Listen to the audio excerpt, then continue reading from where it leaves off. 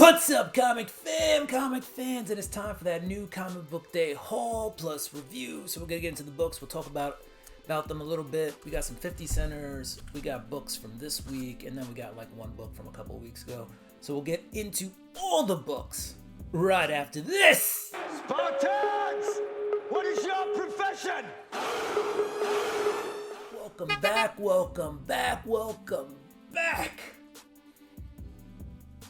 All right, let's get into the books. We're going to start off with the 50 centers.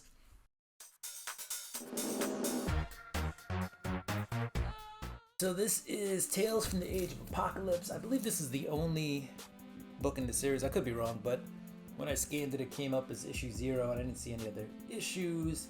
But this happens during the Age of Apocalypse storyline. It says starring the X-Men. So you got Magneto, Rogue, Nightcrawler. Who else is in there? Gambit. Looks like Colossus, Sabretooth, and Blink. It's a square-bound book, so it's a little thick. That was in the 50-cent bin. Nothing key or major about that, just an Age of Apocalypse story. So if you like the Age of Apocalypse, and there are a ton of books that came out of that run, that storyline, there's another one for you. Next up, we have Mr. and Mrs. Smith. Everybody's favorite X-Men couple, right? Maybe? If you tell me you like Jean Grey and Cyclops. I don't like it. No. But this is it was a number 1.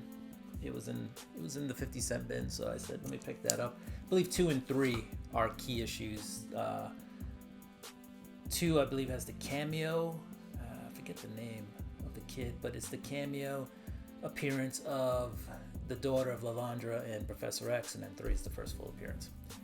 Moving on to the last 50-cent book, all right? And if you follow what I do with the 50-cent books is my LCS has like a little warehouse. I go there and I try to get some books within like the same motif, And so these are all X-Men or mutant related. But last but not least, this is Age of X-Men Alpha number 1, all right?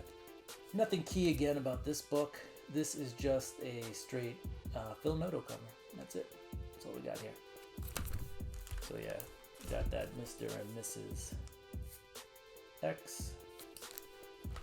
And then Tales, right? Tales from the Age of Apocalypse. I was going to say Tales from the Apocalypse, but Tales from the Age of Apocalypse.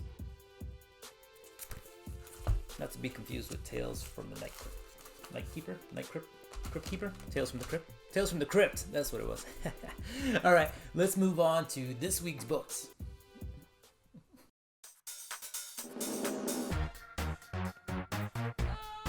We're going to start off with the Immortal Thor number 8. This is a variant cover. I'm not sure why I got it. I've been sticking with the Alex Ross covers.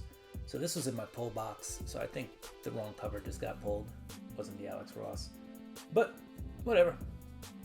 Maybe I'll see if I can take it back and exchange it for Alex Ross cover. What about this book? You may be asking. Thor's been dealing with these Utgard versions of the gods. So these were like the original gods, and somebody's opened the gate to let these old gods out after they actually kind of imprisoned themselves to save themselves from eradication. And they've been let out by Gaia. So Thor, basically Mother Earth. Thor is confronting her, and he's like, why are you letting these out? And the reasoning is that the humans cause themselves mankind causes, or Midgard in this case, causes themselves a lot of damage. They basically kind of kill themselves. So in order for them to come together, they need these big, horrific events to happen that kind of bring everybody together. And so that's what Gaia's kind of aiming for, is to create this big, massive extermination of Midgard that'll get the remaining, the remnants of humankind to come together and work together. She may not be wrong, right? But anyway, that's what's happening in Immortal Thor number 8. Here's a book that I didn't read. This is Avengers Twilight, book 4 by Chip Zdarsky. I've heard nothing but good things about this, so I've grabbed all the issues from 1 to 4. Alex Ross cover, by the way. And I'll sit down and probably read those 4, maybe after I'm done filming here. Maybe after I go to the gym. Alright, Star Wars, Darth Vader, number 44. Alright, there's a bunch of cyborgs in this. First appearance of those cyborgs. I didn't read this yet, but I will read it. Greg Pak is doing the writing on this. Darth Vader's been pretty good. If you read it, the Emperor's been messing with Darth Vader left and right, and he's not happy about it. Alright, Ghost Rider, Final Vengeance. This is the foil cover, and these foil covers have been going for, anywhere from $8 to $10 at stores. And part of it is, the publishers aren't discounting these books. These aren't discounted. You're just basically paying that much, maybe a little bit less, but they're expensive. But this is a nice foil cover. So I picked this up. The story itself, it's meh. I wasn't in love, but basically Johnny Blaze, the Ghost Rider spirit, has left Johnny Blaze and is trying to find a new host. It stops off in a couple of different places to kind of right some wrongs, right? Spirit of Vengeance. And then finally finds its last host. I've said it in the preview show who the new Ghost Rider is going to be. If you didn't catch that, I'm not going to say it here just so as to not spoil it for you if you don't know who the new Ghost Rider is going to be. If you do know, I don't know. Tell me what you think about it in the comments. But yeah, there is a new Ghost Rider coming out of that book. Next up, we have The Amazing Spider-Man number 45. All right, Gang War is over. This is kind of like a wrap-up issue. It's like, let's get back into what was happening with Spider-Man before this all happened. Because of Orcus, Mary Jane's aunt gets some bad drugs, right? Some bad Krakoan drug. Turns her a little crazy. Spider-Man, with the help of the X-Men, helps to create and Harry Osborn helps to create a antidote, if you will, right? A treatment, a cure. And he sneaks into the asylum to give the treatment to Aunt May's aunt, right? Aunt. And that's what this issue is about. And then they help to cure her. Some hilarity because they're in this asylum. And like Sandman's there, and who else is there? Not Hydro. Tornado. Whiplash. No, not Whiplash. Tornado. I don't know. Read it. There's a lot of bad guys in there. And Aunt May's. Yeah, not Aunt May. Sorry. Mary Jane's aunt makes friends with a lot of these, these villains, and it's very cute. It's a cute story. It's a nice way to get us back into Spider-Man. Here is the Disney variation. Now, these were originally Disney 100 years anniversary issues. Now they are 60 years of Avenger issues, and I think they're just going to keep pumping these out. So I may just stop collecting these, or maybe just get the ones I like.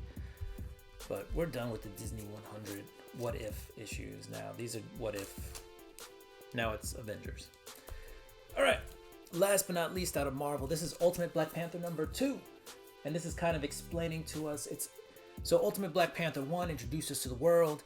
Ultimate Black Panther 2 is explaining more of what's going on. There's some unrest, right? Wakanda's the only country in Africa that's not under control of the Maker and the council that he's created, which is Khonshu, who's Moon Knight, and there's another god. I forgot both of them. But anyway, it's delving deeper into what's creating all this hoopla, right? So the king of Wakanda is basically killed, and that forces the Black Panther to jump into action and also step up T'Challa to step up as the king of Wakanda. He's not in love with either role, or also expanding his rule to help the rest of Africa that's under control and under siege at the moment. So it's a good read. It is. It's actually really interesting. If you read that and you're reading Spider-Man, you kind of get an idea of what's happening in this ultimate universe. And then attached to that, but a little bit on the suspension of disbelief or whatever, is Ultimate X-Men, which is also not bad in its own right, just different aesthetic, if you will. All right, we're going to get into the indie books, and oddly enough, I don't have any DC books this week.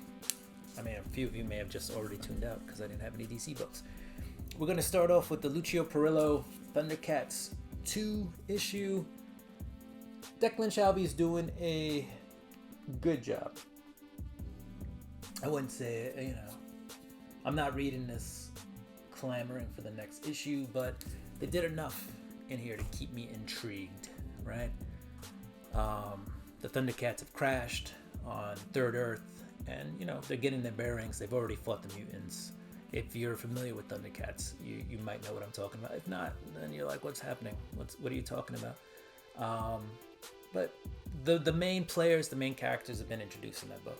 So we've gotten a lot of introduction in the first two. So maybe the third book gives us a lot more action. So I'll probably buy Thundercats number 3, and then we'll see from there where it goes. House of Slaughter number 21 is out. If you remember, maybe you don't, there was a ash can that came out for House of Slaughter about a month ago, maybe 6 weeks ago. I think it was about a month ago. Basically, what was in the ash can was in this issue. So I was just rereading it. I believe the ash can was in black and white. This was in color. That's pretty much the only difference. But Jace Butcher, who's been the forefront of this book during certain arcs, starting with issue 1, is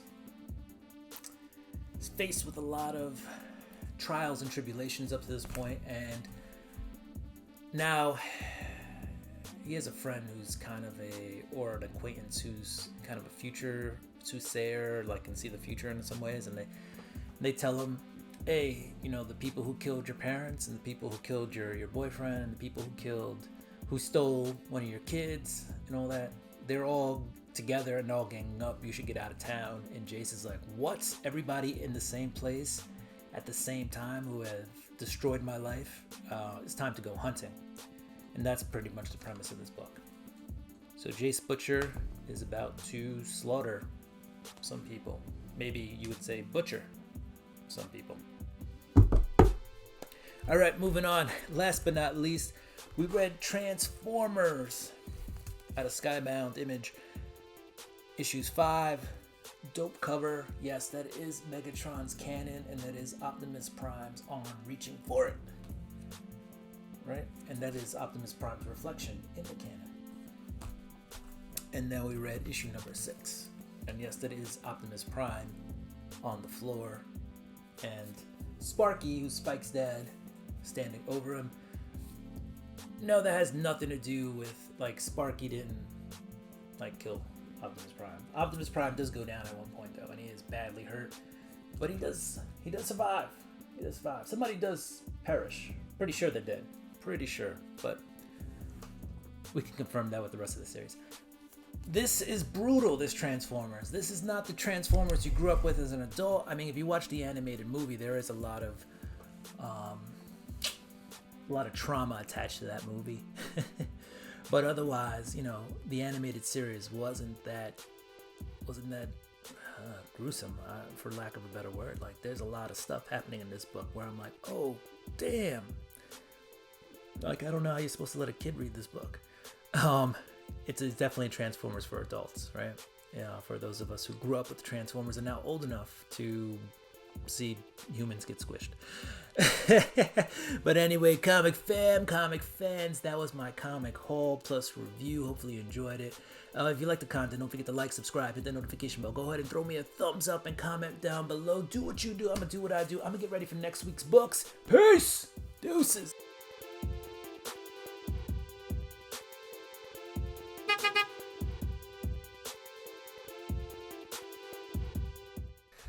All right, let's get into the comics So rewind. I picked up some ratio variants. We're gonna get it on. Ah, crap.